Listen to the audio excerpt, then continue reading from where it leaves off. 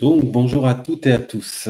Aujourd'hui, on se retrouve pour une nouvelle interview avec Yannick, qui est présent, qui est kiné de base, hypnothérapeute aussi.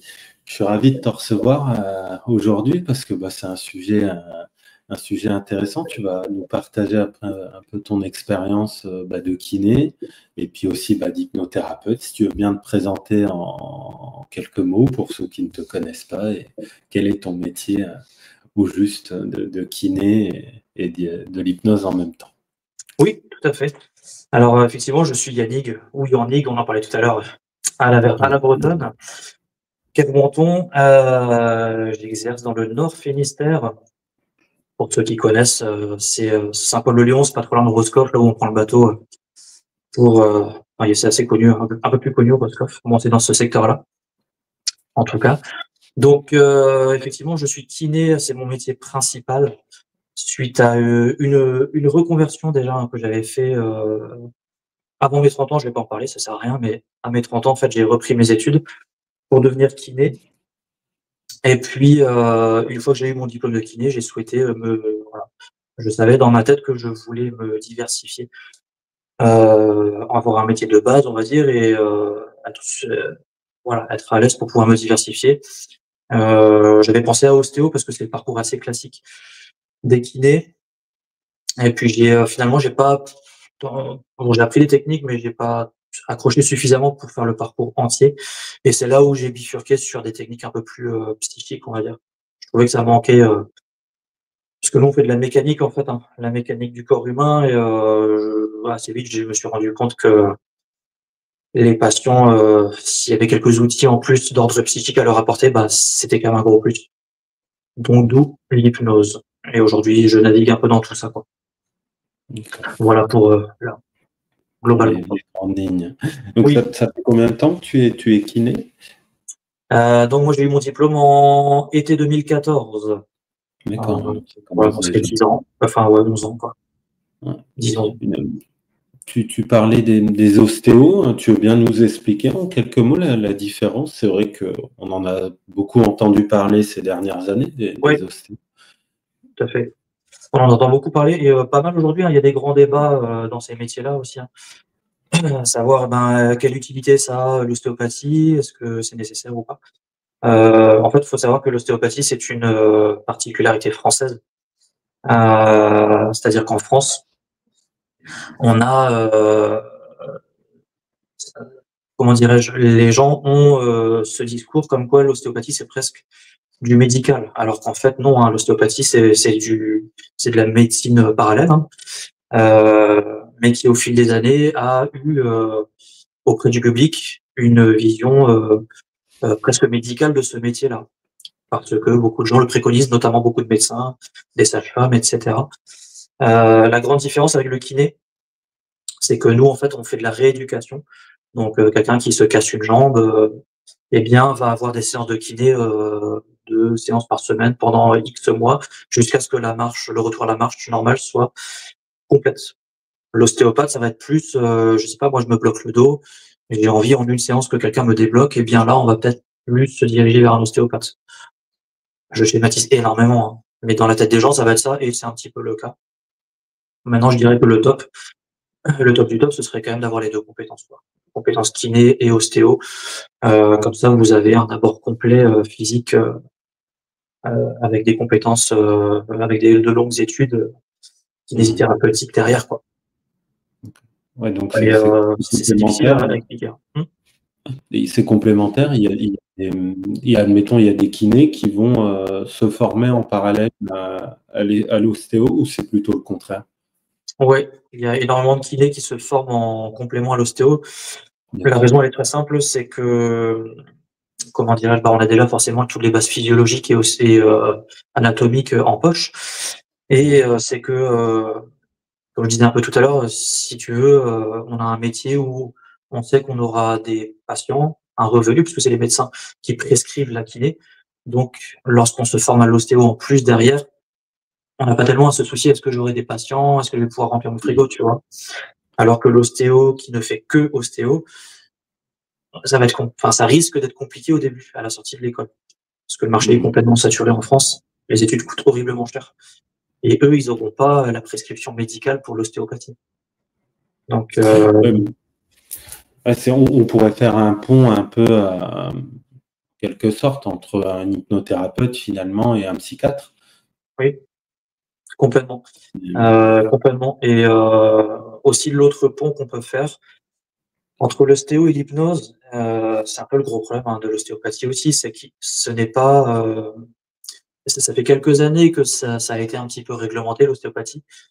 Il y a même des mutuelles qui remboursent voilà, des actes. Mais c'est là où ça peut être compliqué, c'est que les écoles, ça reste des écoles privées, en fait, qui ont chacune leur façon de voir l'ostéopathie, tu vois. C'est comme en hypnose aussi, où il y a différents courants, différentes façons de voir les choses, et ben les ostéos, c'est pareil. Il y en a qui font craquer, d'autres qui font pas craquer, certains qui font du crânien et qui disent que les os du crâne bougent et qu'on peut travailler avec ça. Moi, j'y crois pas du tout, mais voilà. Des fois, ça part dans des trucs un peu ésotériques aussi chez les ostéos. Enfin, il y a un fourre-tout complet là-dedans. C'est un peu tabou. C'est un peu tabou, mais c'est le cas. C'est toujours un peu difficile, à mon avis, de faire la part des choses, parce qu'il est vrai que, bon, je ne vais pas prendre mon exemple, moi je le sais du coup indirectement qu'il y a la différence à peu près avec un kiné, mais il est vrai que j'imagine pour beaucoup de personnes, finalement, entre le kiné, l'ostéo, il y a aussi celui qui fait craquer, je ne sais plus comment on l'appelle, le chiropracteur. Le chiropracteur. Ouais, alors ça, c'est pareil, c'est aussi c'est encore différent, c'est la même. C'est un ostéo ou c'est un kiné à la base? En fait, c'est très proche. C'est juste que ce sont des écoles qui ont créé leur courant, leur méthode, comme en hypnose. Les gens qui vont mettre leur nom sur l'hypnose régressive, l'hypnose humaniste. La chiropraxie, on la trouve beaucoup aux États-Unis, en fait. On en a quelques-uns en France, mais beaucoup moins. Mais ça reste quand même des concepts un peu proches, similaires. Donc c'est vrai que c'est pas facile pour les patients, de se dépatouiller dans tout ça. Je dirais, la clé, c'est de trouver quelqu'un de confiance, comme en hypnose, avec qui on se sent bien, et qui est cohérent dans ce qu'il fait, quoi, et qui part pas dans des trucs un peu farfelus, quoi. C'est déjà une bonne piste. Ok, bon, c'est intéressant, tu vois, qu'on parle de ce passage en quelque sorte, parce que c'est vrai que, bon, en temps normal, on ne connaît pas forcément tous ces métiers-là, même si on travaille en parallèle. Moi, j'ai des kinés qui vont m'envoyer des patients et vice-versa, mais après, on ne rentre pas plus dans les détails que ça, donc c'est intéressant. Et du coup, toi, une dizaine d'années en kiné, et à quel moment où tu te dis...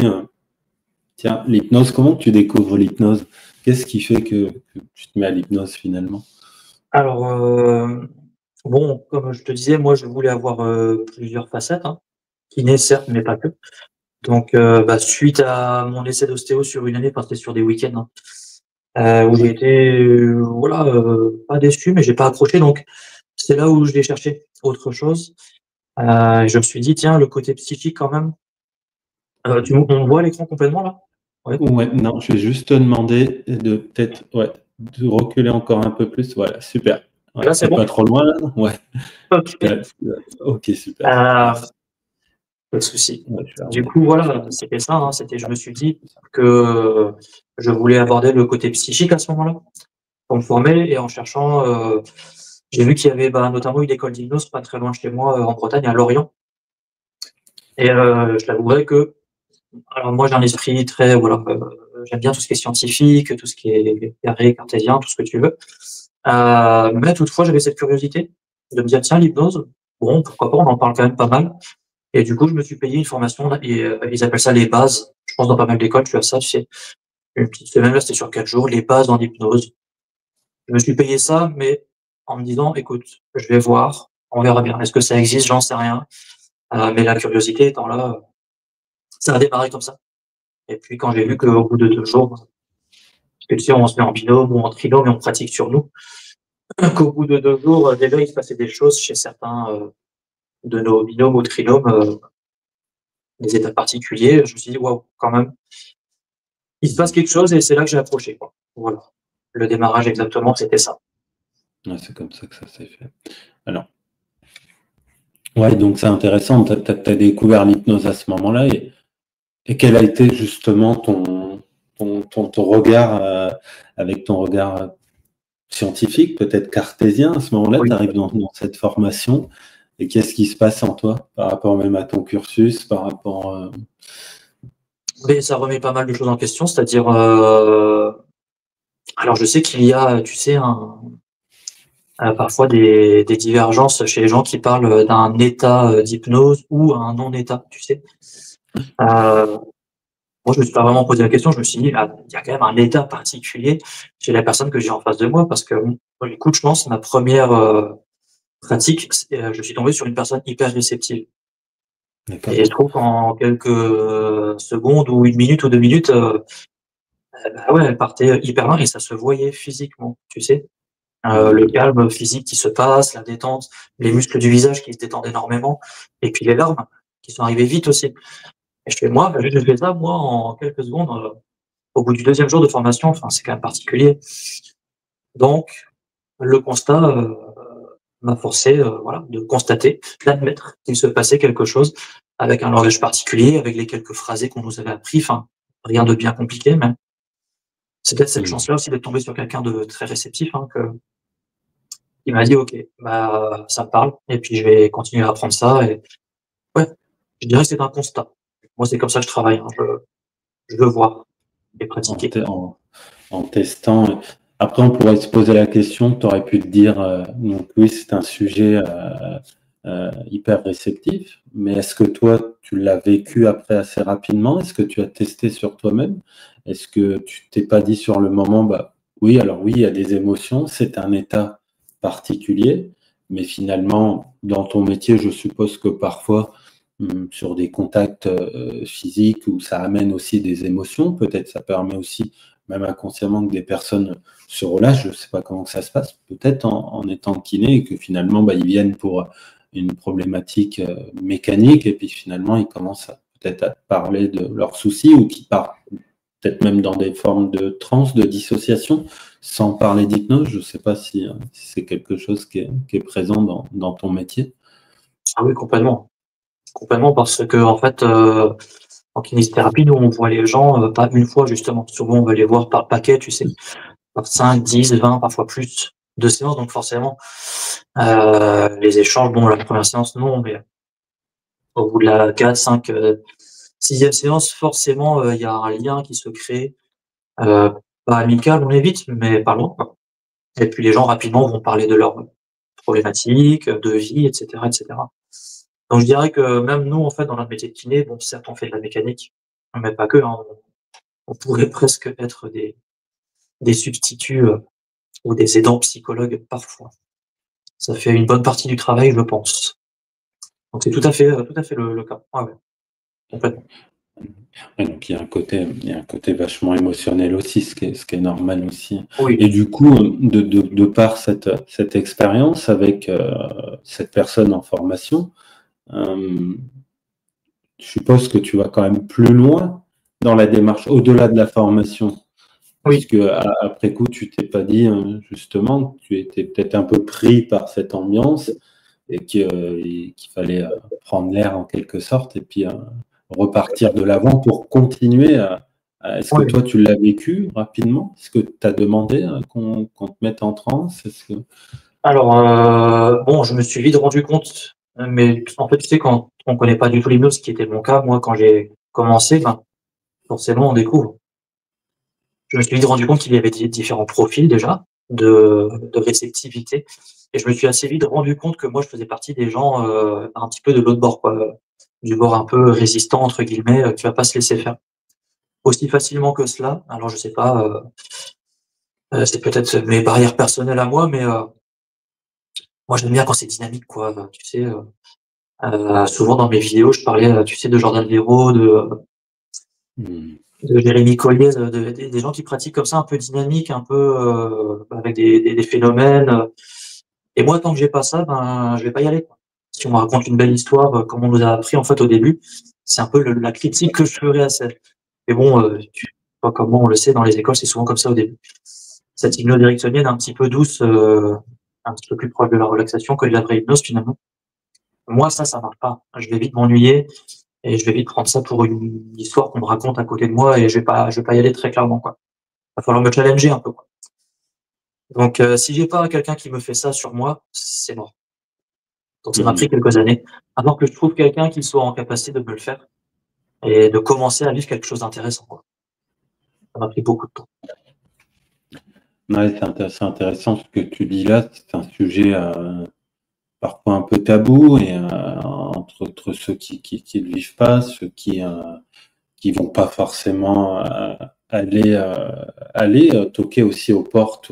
Moi, si je prends mon cas, avant que je m'inscrive à la première formation, je voulais vivre un état d'hypnose. Parce que même si j'y croyais, même si j'avais commencé à l'étudier à fond, il fallait que je voie ce que c'était de l'intérieur. Donc, avec chance, je suis allé toquer, je pense, aux bonnes portes. En premier temps, je suis allé voir Antoine Garnier. Donc, je lui ai dit clairement que je voulais vivre, en tout cas, un Ouais. état profond, entre guillemets. J'ai eu ce que je voulais. Enfin, moi, ça m'a convaincu, on va dire, ce jour-là, même si j'en avais la pure croyance que ça fonctionnait. Mais il fallait que. Donc, du coup, je suis arrivé en formation avec un côté un peu détaché. Du coup, Bien et en sûr. même temps, biaisé parce que j'avais vu une autre approche. J'avais étudié d'autres approches, mais comme tu disais si bien, arrivé en formation, tu te retrouves souvent, je pense qu'on y est tous passés avec, pas beaucoup, avec des scripts, des espèces Oui, de des choses un peu protocoles. de base, oui, tout à fait. Et, Mais après, on peut critiquer, c'est sûr. Toutefois, je dirais que ça n'a pas été inutile parce que, bon, certes, on faisait pas de l'hypnose incroyable, hein, loin de là, mais ça a posé quand même des bases, des fondations sur le langage, sur les mots à employer, l'attitude à avoir en face d'un patient. Euh, ouais, tous ces fondements-là, je les ai eus quand même en formation. Donc, critique sur l'hypnose, maintenant, ça n'a pas été tout à fait inutile non plus parce que les fondations étaient là. Mais très clairement, à la sortie, je me suis dit, moi, voilà, il est hors de question que je fasse des séances payantes tant que je sais pas faire de l'hypnose véritable, prouvable, vérifiable, quoi. Voilà. alors là, je te rejoins totalement. J'ai eu le même constat, hein. C'est vraiment moi, j'avais appris beaucoup sur le côté clinique finalement. Comme tu dis, l'accueil de la personne, tout Oui, ça. Mais en termes de technique, à la fin, en tout cas de ma première formation, j'étais enfin incapable. Avec ce qu'on nous avait appris ici, mais si je me retrouvais à un dîner et qu'on oui. me demandait de faire Ah, de c'est bon. l'hypnose, j'étais pas mal embarrassé. Et ça, je ne Ouais, voulais pareil. pas. Alors, je ne sais pas ce que tu as fait. Qu'est-ce que tu as fait justement pour. C'est intéressant, même pour ceux qui écoutent. Qu'est-ce que tu as fait pour la suite pour justement Pour la suite, approfondir alors, l'hypnose? effectivement, bon, pour rejoindre un petit peu ce que tu disais, moi, je dirais que une fois que j'ai eu mon maître Pratt, j'avais les bases. Donc, remettons les choses au clair. Les 4 premiers jours s'appellent les bases, mais pour moi, voilà, tout le cursus complet, j'avais les bases en hypnose. Et ensuite, euh, je dirais que j'étais armé pour aller voir d'autres personnes. Mais bon, en allant sur les forums, tu sais, les forums hypnose et tout ça, on repère vite des noms, hein, qui circulent et qui ont peut-être une autorité dans ce milieu-là aussi. Donc, je suis parti là-dessus, hein. Moi, j'ai enchaîné sur, comme je le dis souvent, Jordan Véro, Philippe Miras aussi. Je suis allé le voir sur ces 2 formations, le Swan et les douleurs. Jordan, c'était la formation hypnose rapide. J'ai fait une formation à Bordeaux aussi, mais bon, on va pas trop en parler. C'était un petit erreur de parcours, un petit dérapage.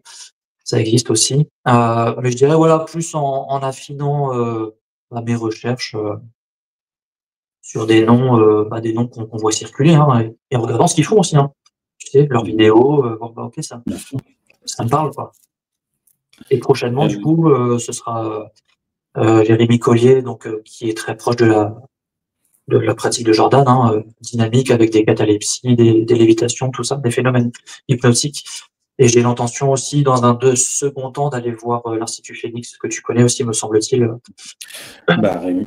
Voilà, Ouais, Rémi Phoenix, ouais. Rémi, moi j'ai fait quelques formations chez lui. C'est un ami, c'est une personne que j'apprécie beaucoup. C'est un Oui, personnage. à découvrir dans le monde de l'hypnose. Après Jordan, j'ai pas fait de formation chez lui, mais j'aime bien sa façon. Il est très pédagogue, Jordan. Toutes les personnes qui sont passées chez lui, j'ai toujours eu des bons retours. Ça se voit que c'est quelqu'un qui est fait pour former.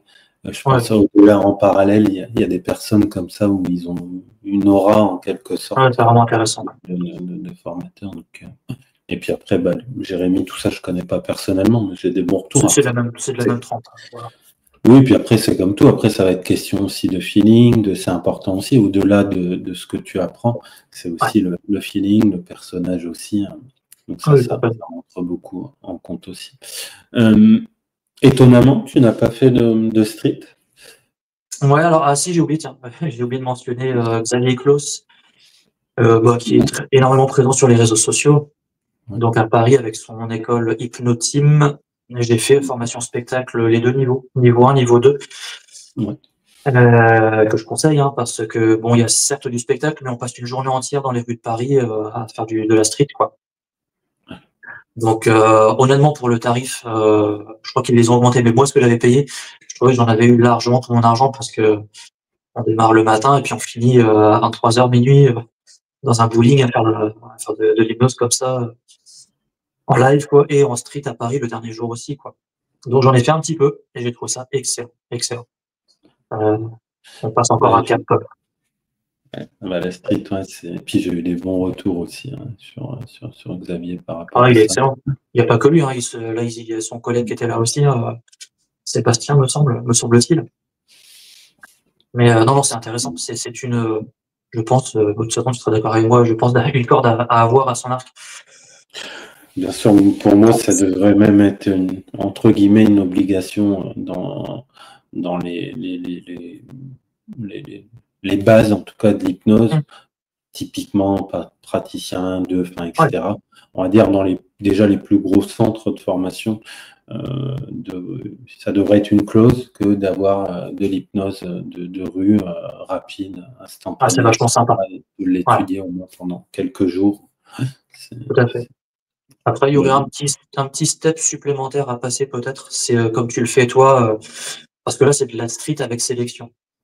Donc, tu as un groupe, toi. Bon, en un premier temps, c'est quand tu es débutant. C'est déjà très bien. C'est très bien. Mais une street sans sélection, on a encore une étape au-dessus de difficulté, donc ça pourrait être intéressant aussi de savoir faire ça.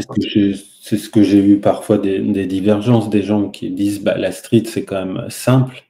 Je leur dis toujours avec un trait d'humour, venez avec moi, venez avec nous, et vous allez voir que c'est pas forcément simple. Oui, tout à fait. Et par contre, c'est un enseignement, mais c'est pas forcément simple. Du moment où tu ne choisis plus les personnes, du moment où tu n'as pas de panneau, les personnes sont dans la rue tous les jours.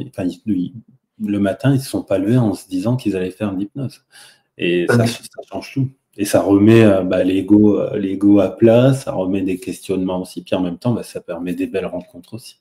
Donc ça permet aussi d'être beaucoup plus fluide et plus serein et confiant après au cabinet. Tout à fait.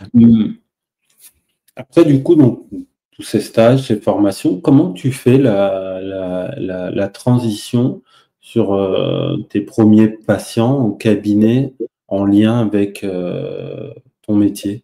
Est-ce que tu vas prendre plutôt entre guillemets de la psycho classique ou tu vas rentrer directement dans le vif du sujet avec des douleurs ou autre? Comment tu passes cette transition? Bonne question, parce que c'est intéressant en fait. Moi j'ai commencé un peu comme tout le monde à proposer des séances d'hypnose, mais pour du tout venant. Donc psycho, arrêt de tabac, comportement un petit peu addictif, tout ce qu'on a en fait au cabinet, hein, sommeil, etc. En réservant quelques places, en fait je réserve, pour être en transparence, hein, je fais une séance d'hypnose par jour en fin de journée après ma journée kiné, donc je ne fais pas excessivement en 4-5 dans la semaine, mais c'est très bien comme ça. Bon, j'ai commencé comme ça parce que je voulais quand même me frotter à tout ce qu'on nous a appris et à être capable aussi d'accompagner tout type de demandes. Sur plusieurs années, j'ai fait comme ça. Et puis, depuis quelques mois, je commence à recevoir des gens effectivement en mixant, kiné et hypnose. J'ai oublié de faire une petite précision quand même qui est importante, parce que tout à l'heure je l'ai évoqué. Évidemment, avant de proposer des séances, payantes, hein, je me suis entraîné sur des cobayes. J'ai dû faire une cinquantaine de séances sur des volontaires dans ma patientèle kiné. J'avais mis un petit écriteau, ceux que ça intéresse. Je trouve c'est bien de le rappeler parce que, moi je conçois pas, hein, qu'on puisse, sortir d'une formation et faire payer les gens, en n'étant pas compétent. Donc je devais avoir une bonne cinquantaine de séances en étant sûr que j'ai du résultat derrière, avant de commencer à mettre des séances dans mon planning payantes, des vraies séances, quoi. Ça, c'est le petit rappel. C'est intéressant ce que je te coupe, ce que tu Oui, soulignes. Par contre, tu avais le profil pour le faire. C'est oui, peut-être la nuance avec quelqu'un qui va débuter, étant déjà kiné, étant déjà sur place, en ayant déjà une patientèle. oui. Ça, J'avais un c'est vivier, super. en fait, un vivier Oui, de cobayes potentiels. tout à fait, ouais. Maintenant, tu sais, avec les outils Facebook, c'est pas très compliqué quand même, Oui, aussi. de trouver quelques cobayes avant de pratiquer, véritablement, quoi. Bon, ce n'est que mon avis, mais toujours est-il qu'il y a quelques mois, effectivement, j'ai commencé à proposer des séances de kinésithérapie sous hypnose. Alors c'est très particulier, mais les résultats, en fait, sont juste, excellents. Heu, j'ai commencé à proposer ça sur, la fibromyalgie, par exemple, hein. Et il y a une vidéo sur ma chaîne où c'est filmé, entièrement. Et il se trouve, que, c'est ce qui marche le mieux pour ce patient-là, en fait. Hors médication, c'est quelqu'un qui ne veut plus les médicaments parce que, bah, ça détraque aussi pas mal le corps et puis finalement ça a assez peu d'effet. Ce qui lui réussit le mieux, c'est ça. C'est la kiné sous hypnose, c'est-à-dire que je le mets dans cet état-là, en 5-10 minutes, hein, il est habitué puisqu'il pratique lui-même à la maison. Et une fois qu'il est dans un état d'hypnose relativement profond, et bien moi je commence à lui masser le dos, à faire les tractions cervicales, pendant 45-50 minutes là, de séance. Il repart de là et il est refait pour, plusieurs, jours, voire plusieurs semaines avant de revenir. Je le vois une fois par mois, quoi. Mm. Donc c'est vraiment, c'est là où moi je trouve que, ben, l'hypnose aussi a tout son sens dans les professions, médicales ou paramédicales, en complément. Ça fait un outil, extraordinaire, pour des gens qui sont en impasse ou en errance médicale. Voilà comment voilà, je commence à, je sais pas si on peut dire se faire connaître, mais les médecins qui Oui, constatent qu'il se passe quelque chose peuvent commencer à me faire confiance et me dire: bien «Bah sûr. tiens, ce patient-là, on n'arrive pas plus à faire grand chose pour lui, est-ce qu'on pourrait tester, quoi?» C'est vrai qu'après, le bouche à oreille, c'est puissant quand même. Oui, Au début, j'avais un doute, comme beaucoup de personnes, et puis après, il est vrai, plus les années passent, etc., c'est quand même, c'est quand même super intéressant le bouche à oreille. Ouais, oui, tout enfin, à fait, ouais. en venant du monde médical, les médecins, bah, les kinés, comme je l'expliquais tout à l'heure, Ouais, des personnes parfois que je ne connais pas. Alors du coup, ce que je fais, c'est j'envoie généralement un mail de remerciement. Et suivant les personnes qui vont m'envoyer, bah, je vais leur faire un retour patient euh, détaillé ou non. Si c'est des psychiatres, des psychologues, je bien fais sûr. plutôt détaillé. Et puis après, suivant. Donc ils aiment bien aussi parce que quand j'ai l'adresse mail, bien évidemment, parfois c'est pas évident de l'avoir, mais c'est vrai que c'est bien aussi le bouche à oreille. Tu as soulevé un sujet intéressant. Tu as dit que donc tu le mettais en hypnose et que Ouais. après tu exerçais finalement tes connaissances de kiné, de technique. Donc là, c'est intéressant. Est-ce que tu fais des suggestions à la personne une fois qu'il est en transe ou au contraire, tu vas plutôt le laisser en transe et toi Ouais, faire ton job? très peu en fait, alors je vais pas faire, ça j'ai pas fait des choses comme des étirements ou des mouvements, sous les blocs, encore que non, je l'ai testé une fois, c'est faux. Peut-être que ça viendra, mais en tout cas pour les 2-3 cas que j'ai actuellement, c'est juste je les mets sous hypnose et je fais du massage après. Mais du massage kiné où je vais insister un peu sur les zones que je sais être en tension et après avec mon toucher aussi, je vais sentir, hein, les nœuds qu'il peut y avoir. Ça peut être pour le dos, par exemple. Après pour les cervicales, là, ça commence à être un petit peu plus technique, où je fais des tractions cervicales pour décomprimer un peu les vertèbres, tu sais? Pour, le passage des nerfs, des choses comme ça. ou même en faisant des tractions, quelques petits mouvements, rotation, des choses comme ça. Ça reste quand même très léger. Donc, effectivement, je fais ce travail kiné, mais la personne, elle est sous hypnose pendant que je le fais. Après, moi, je fais très peu de suggestions, juste parfois quelques petits mots de détente basiques, si je vois que la personne ressort un peu. Euh, mais par contre, je mets une petite bande sonore sur mon téléphone portable à côté avec une petite musique méditative. Ça permet de maintenir l'état hypnotique pendant la séance kiné, entre guillemets, quoi. Il y a une petite ambiance comme ça et la personne se laisse aller, hein, complètement. Voilà. Donc, dans ce que tu dis, c'est donc la personne, bien sûr, elle est sous hypnose, et toi, tu ressens aussi avec du coup avec tes mains sur le plan ouais, mécanique, le osseux, tu sens la détente, bien Ouais. sûr, du corps, mais ça va même plus loin, certainement, de par toi, encore une fois, ton métier. Je suppose qu'il y a des zones qui ne seraient pas aussi je sais pas, décontractées Oui, que sans hypnose. Ça, tu oui, oui, le tout à fait. quantifies, tu le... Ouais. En fait, c'est tout l'intérêt de cette technique-là. Enfin, j'ai pas appris ça, hein, c'est juste que j'ai mixé mes deux compétences. Mais l'idée, Ouais. c'était, dans ma tête, c'était vraiment ça, et c'est ce qui se passe. Puisque la personne, quand elle est dans un état hypnotique, forcément, elle va être plus à l'écoute de son corps ou dans son voyage intérieur. Et moi, pendant ce temps-là, je peux y aller peut-être un peu plus fort sur les tractions cervicales ou sur le massage. Là, notamment, j'ai une jeune qui est sous minerve cervicale, quasiment H24. Enfin, c'est juste atroce pour elle. Il y a des grandes décharges, névralgie cervico-brachiale dans les bras. Pendant la séance, elle enlève sa minerve, je mets sous hypnose, et moi, je peux y aller, je peux faire les tractions sans problème, quoi. Bouger la tête, alors que peut-être qu'en état normal, ce serait peut-être plus compliqué. Ça, c'est un premier intérêt. Deuxième intérêt, tu n'es pas sans savoir aussi que les gens qui ont des douleurs chroniques, psychiquement parlant, il y a quand même un impact fort, émotionnel, une détresse même parfois. Alors je leur dis, mais profitez-en. Moi, je vais faire mon travail de kiné, mais pendant la séance, pendant ce voyage intérieur, profitez-en aussi pour régler un petit peu votre état émotionnel, pour faire le point sur vous, euh, sur tout ce qui se passe psychiquement depuis que vous avez ces douleurs-là.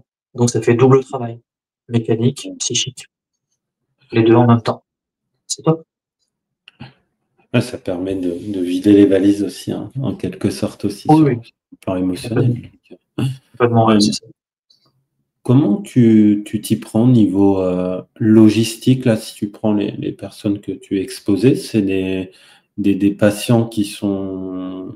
Tu leur proposes... comment tu proposes l'hypnose? Est-ce que ça vient de toi-même? Est-ce que c'est eux? Est-ce que toi, tu as le droit légalement, par ton métier, de proposer aussi Oui, l'hypnose? Comment...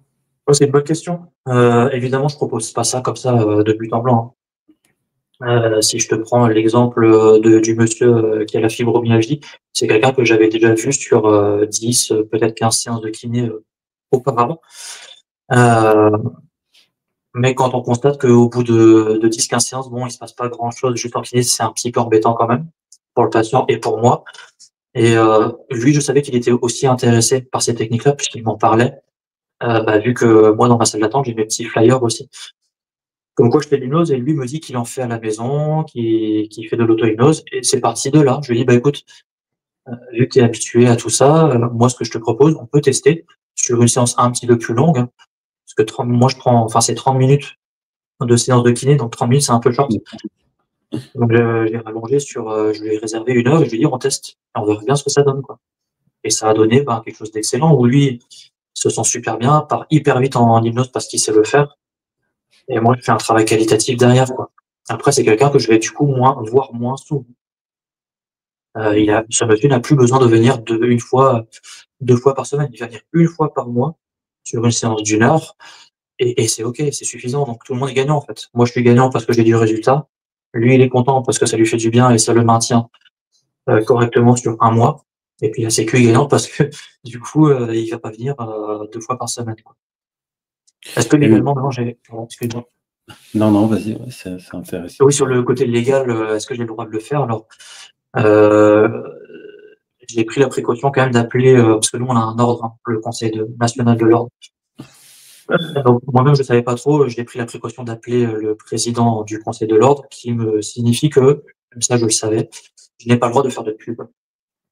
J'ai pas le droit de mettre sur mon cabinet, même une plaque, hein, hypnothérapie, ça, j'ai pas le droit, ou de mettre un gros sticker, ou même sur les réseaux, faut que je fasse un peu gaffe à ça. Il faut pas que j'annonce en grand kiné propose des séances d'hypnose, tu vois. C'est juste ça. Mais après, moi, dans mon cabinet, en tout cas, c'est ce qu'il m'a dit, hein, de vive voix, dans votre cabinet, vous faites ce que vous voulez. Personne n'ira vous embêter parce que vous mettez quelqu'un sous hypnose, quoi. Voilà, c'est juste. Faut pas que je me montre de trop et pas de pub. Ouais, bien sûr, ouais, dissocier les deux en quelque sorte. Hein. Exact, exact. Après, par précaution aussi, j'ai un cabinet où j'ai 2 portes d'entrée. Ça, c'est pas une obligation visiblement, mais si un jour on m'embêtait avec ça, j'ai 2 portes d'entrée. Donc, je peux faire rentrer les gens kinés par une porte et les gens hypnose par l'autre, s'il le fallait. Donc, là-dessus, je suis clean. Mais c'est vrai que sur internet, je pense qu'au fil des mois qui vont arriver, parce que je commence à être un peu plus visible aussi depuis que je fais des vidéos, je pense que je vais nettoyer encore davantage, même mon site, peut-être enlever mon nom et prénom, parce que c'est pas de la pub, mais la frontière, elle est quand même floue, quoi. Parce qu'un jour, on pourrait m'embêter avec ça, j'en sais rien. Oui, peut-être, oui, peut-être te dire, te redresser les bretelles, peut-être. Peut-être qu'un jour, l'ordre me dirait, non, non, Oui, votre pas nom, juste te dire que peut-être, ouais, voilà, que ça. dites pas trop que vous êtes kiné ou le dites plus. Enfin, honnêtement, ça servirait pas à grand chose parce que concrètement, j'ai des résultats qui sont excellents et la sécu est même gagnante là-dedans. Ouais, Si on m'embêtait, bah, peut-être que faudra plus que je dise du tout que je suis kiné, quoi. Ce serait quand même dommage. Ça pourrait. Ça serait dommage. Idéalement, toi, par la suite, justement, tu songes parfois, tu disais une trentaine de minutes, une consultation de kiné, tu songes parfois ou tu t'entraînes peut-être à essayer de rentrer une séance d'hypnose dans les 30 minutes en sachant qu'il n'y a pas forcément d'anamnèse à faire, Oui. etc. C'est des personnes soit que tu vas revoir, est-ce que ça c'est peut-être ton futur cadre ou est-ce que en ayant l'aval, enfin l'envie des patients bien évidemment de faire de l'hypnose, mais est-ce que c'est quelque chose que tu devrais peut-être proposer, mais là on est justement à la frontière entre ce que tu viens de dire, mais si c'est un choix après personnel des personnes. De placer sur les 30 minutes de l'hypnose, quoi. Ouais, ouais. Ah, je n'y arriverai pas, en fait. C'est pas, moi, je trouve que c'est trop juste. C'est trop juste parce que, ne serait-ce que le contact, dire bonjour, la personne se déshabille aussi, hein, en kinésithérapie, bon, il y a déjà 5 minutes de passé. Il suffit qu'il y ait un papier à faire sur le PC, encore 5 minutes qui passent. Enfin, à moins d'1 heure, moi, ça me paraît juste, hein. Ça me paraît juste et puis j'en ai pas l'envie, en fait. Je préfère prendre mon temps. Euh, Après aussi, je me mets d'accord avec les patients, leur dire, bah, écoutez, la séance va être un peu plus longue. Moi, j'ai un tarif kiné, mais il y aura un supplément, quoi. Pas grand-chose, hein. C'est juste pour compléter la demi-heure supplémentaire. Voilà, je vais pas faire 1 heure à 16 €, ça va être compliqué, quoi. Et les gens, ils dépensent 20 balles ou 25 balles par mois, c'est quand même pas excessif. On se met d'accord là-dessus et moi, ça, je le déclare avec ma comptable en ligne à part, quoi. En hors thérapie. Comme ça, au niveau légal, on est quand même bien. J'ai pas le droit de mettre ça sur de la kiné. Donc, il y a un peu d'hypnose, un peu de kiné. Je reste dans les clous comme ça et tout le monde y trouve son compte. Mais moins d'1 heure, non, ça me paraît tendu. Ouais. 1 heure, ça passe. Ouais, mais j'imagine, hein, comme tu dis, ne serait-ce que le temps qui s'installe, etc. Puis suivant aussi je pense que tu as tout en patientèle, mais tu peux avoir aussi de tous les âges, peut-être des personnes Oui, un peu plus âgées qui vont mettre, ce qui est normal, peut-être un peu plus de temps, sans péjoratif, etc. Mais tout ça, il y a tout ça aussi à prendre en compte oui, tout à fait, aussi. tout à fait. Après, ça reste, les gens qui vont regarder la vidéo, faut pas qu'ils aillent croire que je fais ça, j'en fais très peu, hein. J'ai tic, tic, tic, C'est- 1, 2, 3 personnes où je fais ça avec eux. Donc je fais pas ça, Ok. pour une prothèse de hanche, je fais pas, hein, non, non, je fais ça que pour les pathologies chroniques et des gens qui sont en errance médicale, qui ont rien, Mm. qui ont juste mal depuis des mois, voire des années. Et là, je leur dis, bah, OK, moi, je suis kiné, écoutez, je fais un peu d'hypnose, si ça vous dit, on tente. Et peut-être que ça va vous aider à vous sortir de cette sphère qui est juste horrible, en fait, qui est infernale, quoi. Tu vois? Donc, à ces gens-là, ouais. Eh oui, c'est souvent, j'ai envie de dire, enfin, en tout cas pour mon cas, ceux que je récolte en quelque sorte, quand on me les envoie, c'est que ils sont, comme tu dis, un peu en errance parce que voilà, les kinés du coin vont me les envoyer parce que à un moment donné, ils peuvent plus trop rien pour eux. Les médecins ne peuvent rien. Voilà, parfois, ça fait des années que c'est présent. Et puis, c'est là que l'hypnose rentre en jeu aussi. Oui, complètement. C'est là que c'est super intéressant aussi. Là où ça peut avoir sa limite, sur le sujet des douleurs chroniques, puisqu'on est un petit peu là-dessus. Bon, moi, j'ai la chance d'avoir ce métier-là, de kiné, qui me permet de les accompagner sur un temps long, une fois par mois, sur plusieurs mois, tu vois. Mais est-ce que quelqu'un qui fait que de l'hypnose, est-ce que les gens ont les moyens de lâcher 70 balles tous les mois pendant X mois? C'est pas garanti, tu sais. Ça peut être une limite aussi, l'argent. Donc, il y a plein de facteurs aussi. La limite aussi, c'est que moi, je me suis vu à plusieurs reprises, c'est aux praticiens, bien évidemment, à l'hypnothérapeute, de dire que non, là, il faut aller voir justement en premier temps médecin et kiné. Ça, il y en a qui ont tendance parfois inconsciemment à se dire j'ai une douleur ou autre. Ça m'est arrivé quelques fois quand même à en rire après avec la personne. Ça me dit oui, je dis non, je peux pas. Si vous voulez que, plus ils sont pas loin de chez moi, que je me fasse taper sur les doigts. Je dis non, je dis vous allez voir le kiné avant, le médecin, pas le médecin kiné, vous faites les points. Et après, s'ils sont d'accord, on travaillera ensemble. Oui, ça peut être ça. Et ça, c'est important aussi. En bonne intelligence et en. Oui, c'est bien de le rappeler aussi et de se dire de ne pas travailler sur des douleurs comme ça à l'aveugle. Tout à fait. Oui. Complètement. Donc, dans tout ce que tu dis là, on voit que c'est intéressant la complémentarité. Il est clair que toi, tu as la casquette de kiné. Donc, j'ai envie de dire, ce serait même dommage finalement que tu ne ferais pas de temps à autre et peut-être de plus en plus tu t'en serviras. Est-ce que tu connais un peu alors, je t'avouerai que j'ai pas cherché, moi qui adore fouiller pour des histoires, l'histoire de l'hypnose, tout ça, c'est un historien, mais est-ce que tu connais un peu, est-ce que tu as déjà cherché un peu le rapport hypnose et ton métier? Est-ce qu'il y a peut-être des sources à l'étranger ou est-ce qu'il y a des majors mouvements qui ont fait des vidéos là-dessus À ma connaissance, on ne doit pas être beaucoup à faire ça. Il existe un bouquin que j'ai acheté, Hypnose en kinésithérapie. C'est un tout petit bouquin. Ça fait longtemps que je l'ai lu, mais bon, en tout cas, il y a un bouquin qui existe là-dessus, mais plus sur comment recevoir le patient, comment le mettre à l'aise, en confiance dans ce qu'on va lui proposer en rééducation. Pas forcément faire de la kiné sous hypnose. Le bouquin, c'était plus dans l'alliance thérapeutique. Voilà.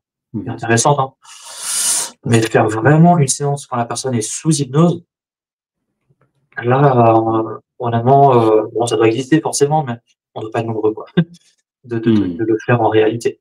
Après, en source, non, je ne saurais pas trop te dire, j'ai pas trop fouillé sur Google, je ne suis pas trop allé voir. Je ferai aussi peut-être des recherches de mon côté, peut-être des vieilles vidéos ou autre. Oui, ça doit se faire forcément, mais je pense que c'est quand même nettement moins connu que comme Philippe Miras, faire de la dentisterie avec l'hypnose pour les phobies. Pour les gens qui ont la phobie du dentiste, par exemple, ça c'est quand même beaucoup plus généralisé, je veux dire. Beaucoup plus connu. Donc, non, mais oui, c'est. Ouais. Après avoir peut-être à l'étranger, c'est toujours pareil. Oui, des fois, tout à fait. À l'étranger, ça se trouve, c'est plus présent, plus démocratisé. D'ailleurs, oui, merci à ce que tu fais aussi, puisque toi tu apportes sur ta plateforme beaucoup de choses d'ailleurs, en fait. Ça permet de se cultiver un peu à ce niveau-là. C'est bien de voir aussi ce qui se passe ailleurs. Oui. Et il y a aussi Brice Lemaire qui apporte aussi pas mal de choses. J'ai fait son bouquin, J'aime beaucoup. Qui fait du coup de la dentisterie, et c'est vrai que c'est un bel exemple pour la France et puis c'est un passionné, donc ses livres, etc.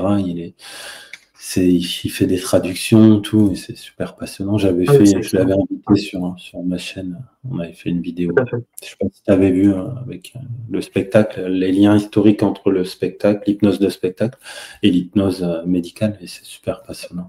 Ouais, c'est vrai que c'est intéressant. Ouais. Oui, je faisais un petit clin d'œil au sergent-major, c'est ça, major Mouvement, Mouvement. ouais. Ouais. Oui, parce que c'est quelqu'un de connu, je suppose, dans votre métier, qui Oui. a aussi mis en lumière, justement, Ouais. la kiné. Oui, c'est kiné spectacle, quoi, sur YouTube. Après, lui, je pense qu'il a dû je pense, tout à l'heure, on parlait de légalité, je pense que lui, enfin, c'est même sûr, il a dû se déconventionner de la Sécu parce que, pour le coup, il est partout, en fait, sur les réseaux. Enfin, il a des millions d'abonnés, quoi, donc il fait de la kiné spectacle. Donc, mais au-delà de ça, c'est intéressant. Moi, il y a pas mal de vidéos de lui que je regarde. C'est unique, ça apprend pas mal de choses. Hein. Ouais, c'est vachement bien. C'est toujours bien de parler des métiers, de les mettre en lumière aussi. Oui, complètement. Je vais regarder là.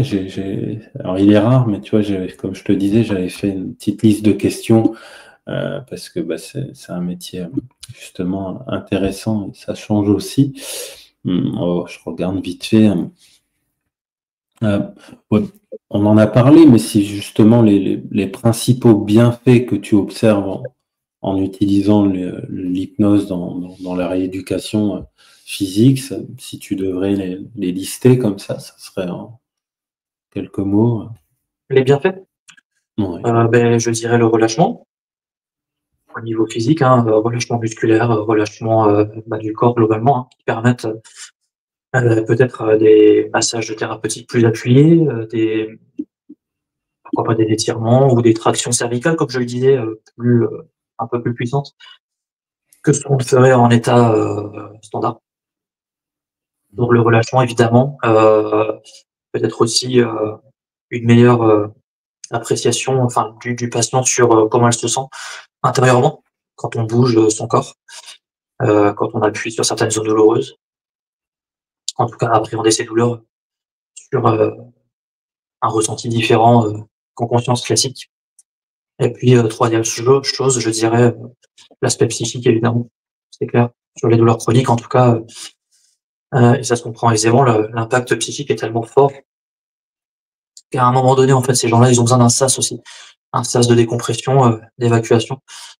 Et si on leur propose juste, en fait, des consultations médicales un petit peu expédiées et puis une boîte de comprimés à prendre tous les jours, ça peut être vite problématique pour ces gens-là.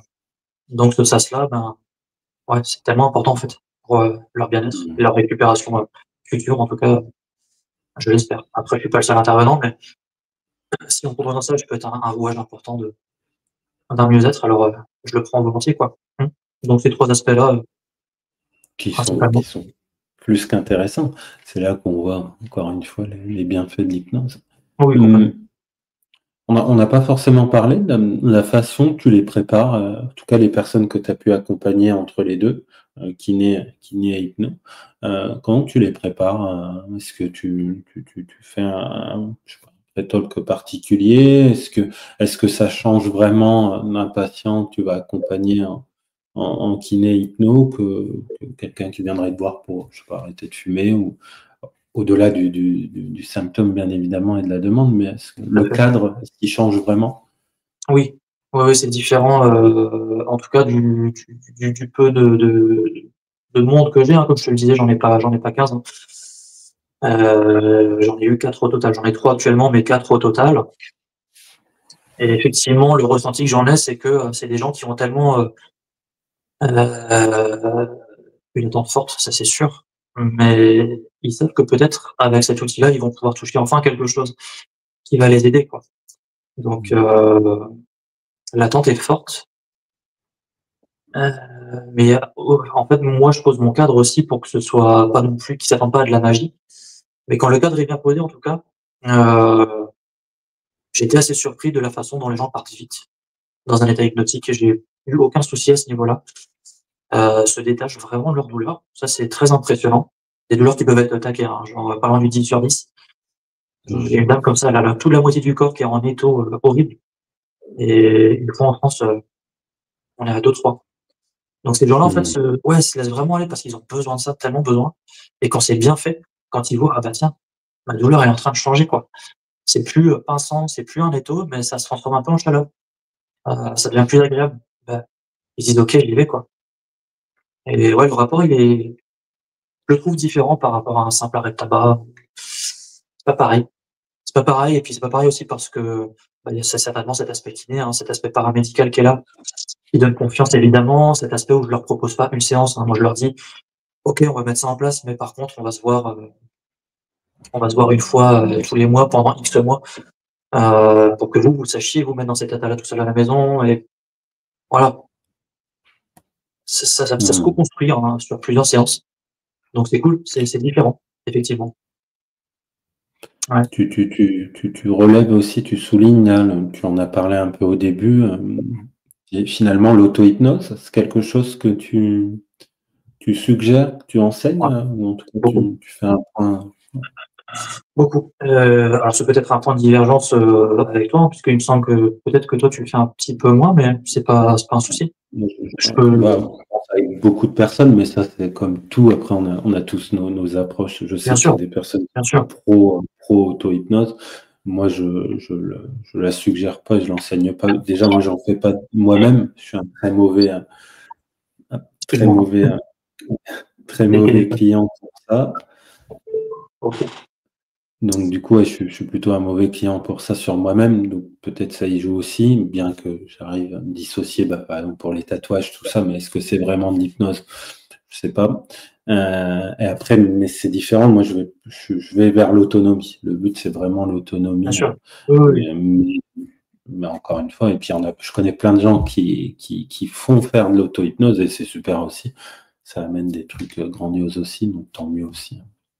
Après, bon, moi si je peux te donner ma version, c'est alors l'auto-hypnose, je vais pas forcément faire une séance. Je fais pas de séance auto-hypnose. Je vais vous apprendre à faire l'auto-hypnose. C'est juste que en fin de séance, effectivement, quand la personne revient, retour de séance, on va échanger pendant 10 minutes. Et j'ai pris une petite habitude, c'est d'avoir une feuille A4 coupée en 4 là, un petit bout de feuille sur laquelle j'écris en fait une trame. C'est une trame assez basique dans laquelle je lui propose aussi si elle le souhaite, hein, je lui dis bon, il y a peut-être 50% des gens qui vont juste laisser infuser les choses et c'est très bien. Mais il y a peut-être. Bonjour, ici c'est Monsieur Félix. C'est pas possible. Pour notre rendez-vous. Excuse-moi. On va laisser le répondeur passer. Ça va pas coller. C'est parti. Il y aura peut-être un petit bruit de fond, mais c'est pas grave. Oui, ces gens-là, je leur propose de repartir avec cette feuille-là. Et si ils le souhaitent, peut-être parmi les 50% de gens qui voudraient pratiquer par eux-mêmes, au moins, ils auront une petite trame pour se poser, fermer les yeux et puis savoir comment faire en fait. C'est juste ça. Hein. Après, je fais pas de séance entière d'auto-hypnose, mais je le conseille. Ouais, leur conseiller, leur donner cette possibilité en cas de besoin par la suite. Exactement. Okay. Ouais. Et surtout après, alors ça c'est un peu pour tout le monde, mais c'est vrai que sur les accompagnements un peu plus longs en kinésithérapie et hypnose, là, sur les douleurs chroniques, c'est vrai que là quand même je trouve que c'est intéressant parce que effectivement on peut avoir des résultats assez surprenants tout de suite, hein. Mais j'ai bien peur que sur des douleurs chroniques, tu sais, des maladies auto-immunes, des maladies inflammatoires importantes, qu'une séance ou deux d'hypnose, ce soit insuffisant, que les douleurs reprennent le dessus à un moment donné. Je trouve quand même que à chaque fois que les gens puissent s'entraîner un petit peu, ça va leur permettre d'avoir des gains qui vont se maintenir dans le temps, sur des mois, des années. C'est vrai que sur les douleurs chroniques, j'aime bien quand même insister un petit peu là-dessus. Voilà. Ça peut être complémentaire. Tout à fait. Ouais. Est-ce que tu penses qu'il pourrait avoir des contre-indications à l'hypnose dans ton métier? Alors vraiment en tant que kiné, hein, pas hypnothérapeute, mais ouais, pour des kinés même qui pratiqueraient l'hypnose aussi, je pense que tu n'es pas le seul à en faire non plus. Enfin, je pense qu'il y en a quand même, on le voit des fois sur les groupes des kinés qui pratiquent l'hypnose. Bien sûr. Est-ce que tu penses qu'il pourrait avoir des contre-indications? Il y en a maintenant. Il y a des contre-indications, Ouais, mais c'est c'est les mêmes que pour tout le monde, hein. Contre-indications de troubles psychiques, oui. psychiatriques. Voilà. On peut en avoir en kiné, donc, mais bon, c'est des gens, avec l'habitude, on voit, quoi. On voit le fonctionnement est un peu particulier et on va pas s'y mouiller, quoi. S'y frotter, pardon. Je dirais ça essentiellement. Voilà. Troubles psychiatriques, sinon les autres, non, il y a pas de souci. Après, Ouais. sur le plan mécanique, entre guillemets, On il va n'y a faire pas gaffe, de. quoi. Oui, on va faire attention. Peut-être que, comme je disais, on va pouvoir aller un peu plus fort, mais on Oui, va garder une précaution. On va pas aller comme un barbare, sur un étirement, parce que la personne est sous hypnose ou sur une traction cervicale parce qu'elle est sous hypnose. On fait attention et on a toujours un regard aussi sur la personne, hein, sur ses paupières, sur comment elle est. S'il y a aucun signe de désagrément, bah, c'est OK, c'est qu'on est dans le bon dosage, quoi. Bah, la grande différence aussi avec toi et un hypnothérapeute, c'est que là, toi, tu vas manipuler les gens. Oui, tout à fait, ouais. C'est toute la différence aussi, hein. Ouais, Et c'est très bien aussi parce que justement, on est dans la complémentarité, hein. Tu évoques depuis le début. exactement. Il y a quelque chose que je pensais là tout à l'heure, c'est peut-être tu y as songé, peut-être tu te renseignes, peut-être tu vas le faire par la suite, ou les sportifs en tant que kiné et hypno, ça serait vachement, en sachant que maintenant la plupart des grands sportifs ils ont tous des Mmh. coachs, énormément font de l'hypnose, hein. On le voit encore aux Olympiques, etc. Les plus grands champions de ce monde dans diverses disciplines, ils font de l'hypnose ou ils en ont fait, et ils ont des kinés. Est-ce que tu penses que c'est quelque chose qui pourrait jouer? Peut-être ça demanderait peut-être trop d'intensité, trop de temps, trop d'organisation. Effectivement, alors tout est possible. Maintenant, tu as raison, c'est une question de temps aussi parce que le planning n'est pas extensible. Après, c'est à moi de faire des choix, hein, c'est-à-dire moi là aujourd'hui, je suis à peu près à 60 de kinésithérapie, sur mon planning et le reste, pour l'hypnose ou d'autres, techniques, hein, à part. Mais je trouve que comment dirais-je? Ce ratio-là me va bien, ça fait un bon équilibre. J'ai pas envie de chanter complètement la kinésithérapie non plus parce que, bah, l'accès aux soins, mine de rien, voilà, kiné c'est pas mal, c'est remboursé par la sécu. Il faut pouvoir les prendre ces gens-là aussi, quoi. Donc, c'est un bon ratio et c'est des choix, mais, tu as raison. Maintenant, les connaissances kinésithérapiques plus l'hypnose, pour un sportif, ce serait hyper complémentaire. Mais ça demanderait, je pense, du temps. Ça demanderait peut-être de se former un petit peu à des aspects coaching aussi, parce que ça va avec. Ça demanderait, de l'investissement, pour se faire connaître dans ce milieu-là, peut voilà, Logistique. restons un peu dans ce qu'on sait faire aussi, Ok. pour l'instant. Je pense qu'on a pas mal fait le tour. Est-ce que il y a des questions peut-être que tu aurais aimé que je te pose, ou peut-être que je t'ai pas posé, en lien avec Je pense qu'on a fait le tour sur, non, sur ma façon de pratiquer, de voir les choses. Après c'est un milieu passionnant. Bon, je vais continuer à me former. J'aime beaucoup me former, hein, j'alloue toujours un budget, de 2, minimum 2, maximum 3 formations par an sur des semaines, hein, 2-3 semaines. Donc ça, je vais continuer à le faire. Ça va me permettre d'aller voir un peu tout le monde, bah, qu'on voit sur les groupes, hein, par exemple, aller voir tous ces gens-là et puis continuer à progresser, hein. Moi, c'est ce que je conseille aux gens aussi de faire ça comme ça. C'est comme ça qu'on progresse. Beaucoup de lecture. Voilà, j'aime beaucoup lire, donc, ça c'est intéressant aussi. Regarder les vidéos, bon les tiennes et puis d'autres encore, donc tout ça, ça fait partie du monde de l'hypnose. C'est comme ça qu'on la passion. ouais, comme ça qu'on évolue, quoi. Donc je pense que non, je pense qu'on a fait un beau tour d'horizon là, de l'hypnose. Est-ce que je peux te poser une question, tiens, peut-être? Comme ça, donc on va Oui, inverser oui, inverser les vas-y. rôles.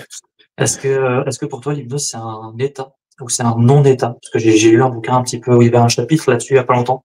Tu dirais quoi, toi? C'est un état qui n'est pas normal de mon point de vue. C'est quelque chose qu'on ne vit pas. Alors là, je parle vraiment de l'hypnose, entre guillemets, la transe en elle-même. C'est un état qu'on ne vit pas au quotidien, parfois on ne vivra même jamais dans sa vie si on ne fait pas d'hypnose. Ça serait comme on pourrait faire la différence avec une drogue hallucinatoire. Quand tu prends une drogue hallucinatoire, bah, la personne, elle sait qu'elle a pris quelque chose et qu'elle n'était pas ou ivre. L'ivresse, c'est un état qui n'est pas normal. Bah, la transe, c'est pareil. C'est un état de brusquerie, comme dirait Antoine Biol, le professeur, et en même temps un mouvement, ce n'est pas un état normal, et heureusement. C'est pour ça que souvent ça me fait rire, après je remets pas en cause, mais quand on dit que l'hypnose c'est comme être en voiture, regarder un film, c'est faux, mais ça serait même dangereux. Enfin, ce serait même dangereux, heureusement. Alors après on va dire oui, il y a les trans quotidiennes, etc. Ouais, mais c'est de l'évasion. Si on les mettrait sous IRM, ça serait difficile à quantifier. On se rendrait compte que ils sont pas en transe. La seule recherche vraiment à peu près qui est palpable, c'est qu'on sait que pendant l'hypnose, il se passe quelque chose et que ça allume entre guillemets une zone. Après, je ne veux pas rentrer dans les détails là-dessus. Je suis pas très très loin d'être bon. Et ça allume une zone que rien d'autre n'allume. Rien, même les psychotropes ou autres, même l'imagination n'allumerait pas cette zone. Donc on sait bien qu'il se passe quelque chose. Maintenant, on est capable de le dire. Quoi? On ne sait pas. Et c'est ce qui fait la beauté de l'hypnose. En fait, on est capable de s'en servir, d'expliquer les bienfaits, mais on ne sait pas ce que c'est à l'hypnose. À l'heure d'aujourd'hui, personne ne peut dire vraiment ce que c'est. Donc, pour moi, c'est un état. Je sais pas, je suis parti un peu dans tous les sens. C'est un état et non un état, on va dire. Un état particulier. Naturel. C'est un état particulier. Oui, je suis de cette idée. D'accord. C'est difficile aussi à parler de ça parce que après, à un moment donné, il faudra peut-être les quantifier, faire des recherches. La question qu'on pourrait se poser, c'est à quoi bon aussi, finalement. Des fois, il y a des personnes qui veulent chercher dans les neurosciences, tout ça, c'est intéressant, mais est-ce que le plus intéressant, c'est toujours les résultats? Est-ce que ça amène? Mais ça, après, c'est propre à chacun. Mais la question que tu poses, je pense que beaucoup se la posent depuis longtemps. Il y a beaucoup de divergences là-dessus. Si tu fais un post là-dessus sur les groupes, à mon avis, tu vas avoir plein de réponses. Le pour et le contre. Le pour et le contre. Et à la fin, je pense que à la fin, les seuls qui auront la réponse, c'est quand même là pour le coup, entre guillemets, la science. Ce qui se passe lors d'un IRM, par exemple. Je te dis, si ça allume des zones que rien d'autre n'allume, c'est ce qui se passe quelque chose. C'est comme la transe chamanique, etc. On sait bien que maintenant, il se passe des choses. Quoi? C'est l'avenir qui nous dira, mais en tout cas, ça allume des zones. Il y a le bouquin d'Olivier Benaroche, là, Hypnose et neurosciences, volume 1, que je viens de finir, là, justement, qui évoque ces sujets-là. C'est très intéressant. Non, il ne prend pas parti, mais c'est très détaillé. On l'avait reçu lors d'une conférence sur un groupe et c'était super intéressant. Ce qui s'y intéresse, en tout cas, dans le bouquin, il y a pas mal de réponses à ça. Oui, il y a de la matière. Exactement. Ok. Eh ben, écoute, je pense qu'on a fait le tour. C'était super sympa. Ça change. C'est un domaine, voilà, comme on disait, qu'on n'entend pas forcément parler. Peut-être que cette vidéo, on ne sait jamais. C'est les surprises des interviews et des vidéos. Peut-être que tu seras contacté par la suite par des confrères à toi, des consoeurs. C'est ça qui est super aussi. Peut-être que tu vas en apprendre aussi davantage. Bien sûr. Super. Est-ce qu'on peut partager ton site ou pas? Ou tout à l'heure, tu disais que... Oui, tu peux mettre le site. Alors, le site va bientôt changer. Donc, la chaîne YouTube, si tu veux. La chaîne, alors je ne l'ai pas là. J'avais ton site, mais je n'ai pas rentré. C'est la même chose. Si tu veux, mais je le mettrai en commentaire. Tu peux mettre la chaîne. Le site, tu peux mettre, mais c'est vrai qu'il va changer bientôt. On va le refaire avec un ami. D'accord, mais ça sera la même adresse? Ah, je pense qu'il y aura une redirection de toute façon. Ouais. Tu peux la mettre. Donc, hop, il s'affiche là. Voilà, normalement, tu le vois s'afficher. Et pour ceux qui veulent te contacter. Ok. Yes. Et écoute, à une prochaine.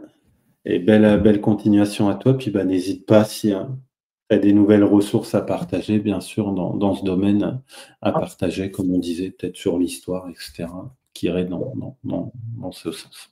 Okay. Merci à toi. Je te remercie. Ciao, prends soin de toi et à bientôt. Salut. Ouais, salut, ciao.